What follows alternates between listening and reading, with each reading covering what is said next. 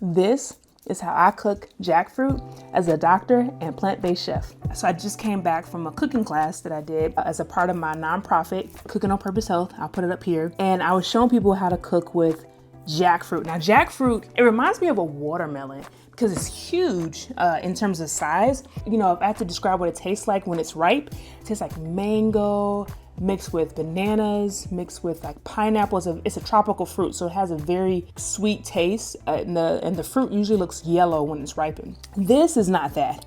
This is the unripened version, and it's green and it's not sweet. You tend to see this a lot in plant-based cooking because people like that kind of the texture of the jackfruit. It kind of mimics that same texture you would see in like shredded pork or shredded chicken or even crab cakes. Now we're not doing those recipes today. I'm gonna tell you in a little bit what recipe we're gonna do today with it. The other thing is that it's only one ingredient. So if you look at the back here, the main ingredient is the jackfruit itself. And the other reason why jackfruit is so cool, at least in my mind, is that it takes on a lot of flavor. So it's kind of like tofu in that, because I know some people don't like tofu or they may have allergies to soy. Whatever you season this with is going to absorb that. Now the problem, if you look, this is actually canned in brine. So there's a ton of sodium. There's over 1,000 milligrams of sodium.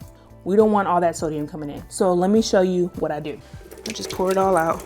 I rinse it to try to wash off as much of the brine as possible. If you look at that, once we really start to use that, the problem is there's still a ton of that brine in here. You could just take one and just squeeze out all that water, all that brine. And you can keep the seeds too, they're soft too, especially once you cook them down. But I think the more efficient way is to do this. So I like to use this cheesecloth, just squeeze out, and you can see there's still a ton of water in there, right? Want to get rid of as much of that brine as possible because that's going to help us cook it better, but also it's going to help us get rid of all that salt because we want to be in control of the salt. I've known people who've tried jackfruit before and they tell me they can't stand the flavor. But part of it is because of this liquid. This liquid has such a weird aftertaste. If you want your jackfruit to taste good, this is a key step. This is how much fluid is left. We don't want any of that. But once you squeeze out all that, like that's a great texture. So we're gonna use a couple of different flavors. I'm always using garlic powder. I'm gonna use some of that. Use this gochujang paste. If you don't like spicy, you could do tomato paste instead. Coconut aminos, a really good substitute for soy sauce if you have a soy allergy. And then some jerk seasoning, okay? We got our red onion here. This is gonna be the beginning of the flavor. How do I introduce flavor at the beginning? Like all throughout the meal, like in different layers. So that way I'm not adding salt at the end, so because you tend to add more and that's going to impact you more in terms of the health side of things. And all I'm doing is doing a quick dice. And people don't really think about this, but onions are a vegetable too. They actually have a good source of prebiotics, which are the food that feeds the good bacteria in your gut. And then we got the rest of our jackfruit here. Now, one cool thing about jackfruit is that it has actually a surprising amount of protein. So if you look at the back here, it's a total of 3 grams of protein. So it's not, I would not say it's a good replacement for your protein in a plant-based diet, but it can add to how much protein you may need. The amount of fiber in this is crazy. So in this whole can, 12 grams of fiber. And the fiber is good for gut health in particular.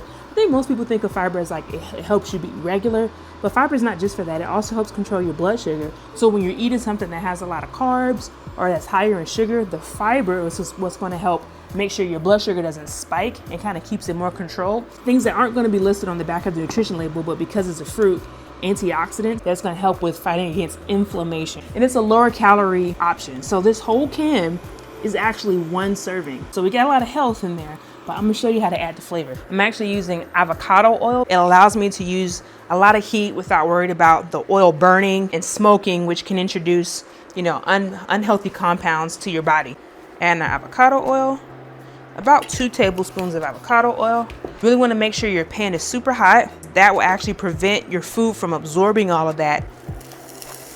If you hear that sizzle, that means the oil is hot enough. If you don't have red onions, you could do this with yellow onions.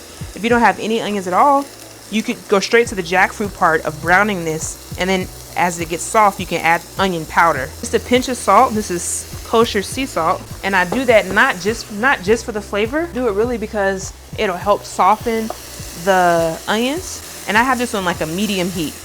And now we're gonna go ahead and add our jackfruit in, and the point of this is to brown it and to really get it to absorb a lot of that onion flavor.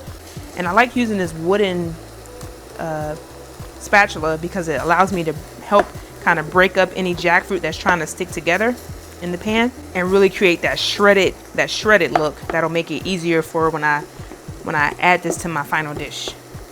When I did this for the cooking class on Saturday, I did this with my co-founder. They were so excited to see how easily you can make this taste good, and they all kept saying, we don't even miss the meat.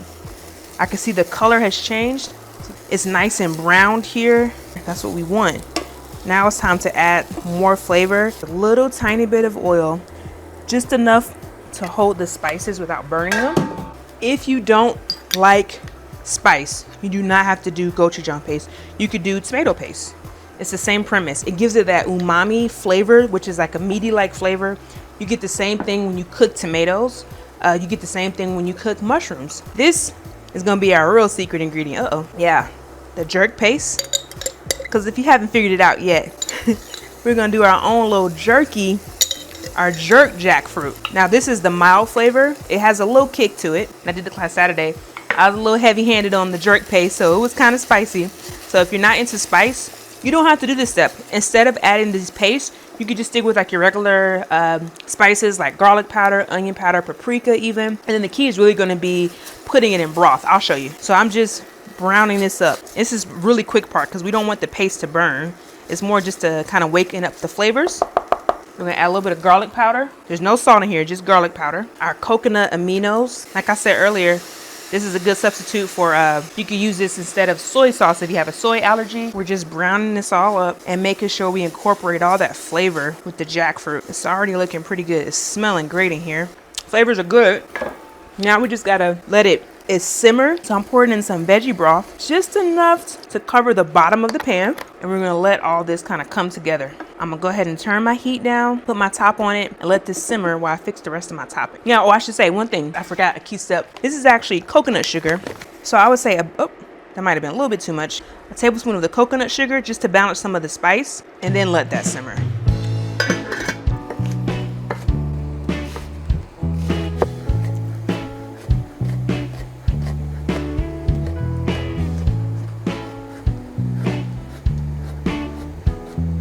And this is like my favorite part of cooking with plants, is like to figure out how many ways can I add so many different types of colors. So you got the yellow from the mango, the red from the tomatoes and the bell peppers, the purple from the red onions, the green from the jalapenos. All this represents antioxidants, tons of micronutrients. This is health, but it's still flavorful too. And we haven't even finished yet. We got our cilantro. I usually just roughly chop this, and I include the stems because that has a ton of flavor too. If I think the edge of the stems are too rough, I'll chop that part off. You gotta have a lime. I roll out my lime to make it easier for me to make sure I get as much juice as possible. Take my fork, put it right in the middle. You get all this juice. The acid from the lime is gonna waken up all the flavors. It's gonna accentuate the flavors from the fruit, from the vegetables, without you having to have a ton of salt. Just a little pinch of salt. And we just stir it up. Now with cooking, it's important to taste as you go. So once I stir it up a little bit, I'm gonna see where the flavors are. I mean, look how beautiful this is.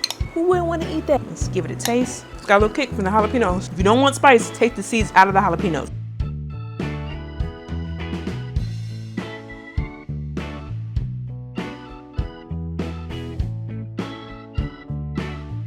And then remember what we were talking about, that lime is gonna add flavor. So I always just squeeze a little bit. It'll also keep the guacamole green. All the beautiful colors. When we made this in the class, I was so nervous because I was like, ooh, if we didn't get all that brine squeezed out, that jackfruit is not gonna taste good. But they did. They squeezed it all out. It came out lovely. Got avocado all over. I don't miss the meat at all. And the colors are so beautiful. It's delicious. It's that flavor. That's what it's all about. If you like this, I think you will love this recipe. So check it out. See you on the other side.